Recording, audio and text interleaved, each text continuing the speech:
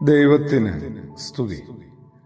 പ്രഭാത കിരണത്തിലേക്ക് സ്നേഹവന്തനം, ഭാഗം 2078.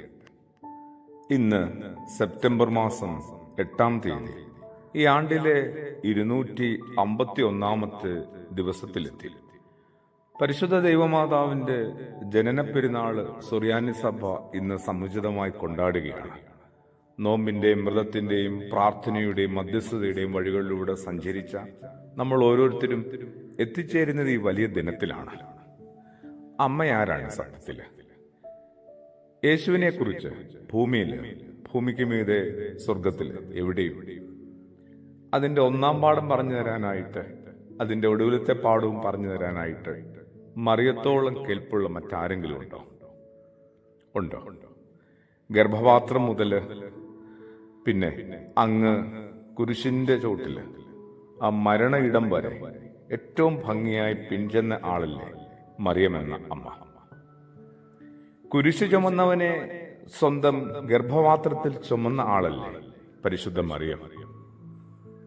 എന്തൊക്കെയായാലും നമ്മൾ ചില കാര്യമൊന്നും ശ്രദ്ധിച്ചേ മതിയാവും. സ്വന്തം ആവശ്യങ്ങൾക്ക് വേണ്ടി ഒന്നും അമ്മ ഒരു അപേക്ഷയും മകന്റെ മുമ്പാകെ നിരത്തുന്നില്ല. ആവശ്യങ്ങളെ ഇല്ലാതാകുന്ന ചില മനുഷ്യരുണ്ട്, ആഗ്രഹങ്ങളും. മറിച്ച് ദൈവമേൽപ്പിച്ച നിയോഗങ്ങളൊക്കെ പരമാവധി ആത്മാർത്ഥതയിൽ പൂർത്തീകരിക്കുക എന്നുള്ളതാണ് അവരുടെയൊക്കെ ലക്ഷ്യം. അതാണല്ലോ സമയമായിട്ടില്ല എന്ന് പറഞ്ഞ മകനെയും മരണത്തിലേക്കും പരസ്യ ശുശ്രൂഷകളിലേക്കുമൊക്കെ അമ്മ തള്ളിവിടുന്നത്. എല്ലാ സാഹചര്യങ്ങളും മകനു വേണ്ടി ഒരുക്കി കൊടുക്കുന്നത്. സുഭാഷ് ചന്ദ്രന്റെ, മലയാളത്തിലെ വളരെ പ്രശസ്തനായ എഴുത്തുകാരൻ സുഭാഷ് ചന്ദ്രന്റെ ഏറ്റവും പുതിയ നോവൽ സമുദ്രശില. മനുഷ്യരിൽ ഏറ്റവും വലിപ്പം സ്ത്രീകൾക്കാണെന്ന് പറയുന്ന ഒരു വചനമുണ്ട്. മനുഷ്യരിൽ ഏറ്റവും വലിപ്പം സ്ത്രീകൾക്കാണ്. നമ്മളത് അങ്ങോട്ട് മനസ്സിലാക്കുന്നില്ല. ഈ അമ്മയെ നമുക്ക് കുറച്ചും കൂടി ഒന്ന് പിടുത്തം കിട്ടിയാൽ മതിയാവും. അത് ഈ മകനോടൊത്ത് ആവാൻ വേണ്ടിയാണ് കേട്ടോ. മകന്റെ അതിശയ പ്രവൃത്തികളിലൊന്നും അധികം അഭിമാനം കൊണ്ട് അതിന്റെ ഒരു ക്രെഡിറ്റ് എടുക്കാനായിട്ട് അമ്മ ഒരിടത്തും നിന്നിട്ടില്ല കേട്ടോ. വേണമെങ്കിൽ തർക്കിക്കാൻ, വാദിക്കാൻ പറ്റും. അതിശയ പ്രവർത്തികളും ഒക്കെ നടന്നിടത്ത് അമ്മ ഇല്ലായിരുന്നു. അമ്മയുള്ള ഒരു സൂചന പോലും സുവിശേഷകർ പറയുന്നില്ല. പക്ഷെ ആദ്യത്തെ അത്ഭുതം ഒന്ന് എടുത്തേ, കാനാവിലെ വിവാഹം. അവിടെ അമ്മയാണല്ലോ ഈ അത്ഭുത പ്രവർത്തിക്ക് നിർബന്ധിച്ചത്. എന്നിട്ട് അമ്മ എന്ത് ചെയ്യും? എത്ര വേഗമാണ് പ്രത്യക്ഷപ്പെടുന്നത് പോലെ തന്നെ അപ്രത്യക്ഷപ്പെടുന്നത്. എല്ലാത്തിൽ നിന്നും മാറി ഒതുങ്ങി നിന്ന ഒരു അമ്മയാണിത്.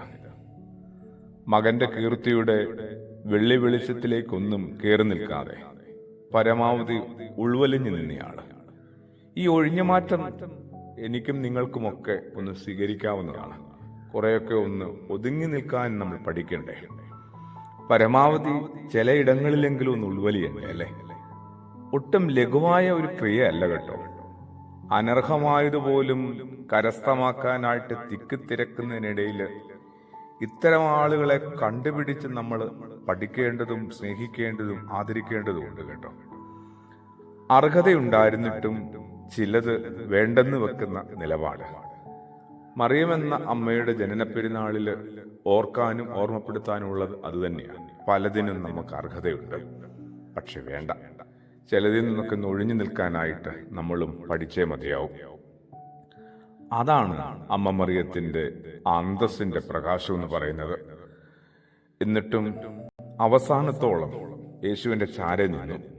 തോൽക്കുമെന്നുറപ്പുള്ള കളിയില് കൂടെ നിന്നു. വിജയം നേടാനുള്ള താൽക്കാലികമായ ഒരു കോംപ്രമൈസുകൾക്കും യേശുവിനെ നിർബന്ധിച്ചുമില്ല. അമ്മ തരുന്ന ആ വിശുദ്ധിയാർന്ന നിർമ്മലമായ മാതൃക നമുക്കും പിന്തുടരാം. ഒടുവിൽ നമ്മളും എത്തിച്ചേരുക അമ്മയോടൊപ്പമുള്ള യേശുവിലാണ്. പ്രാർത്ഥനയോടുകൂടി ആമേൻ.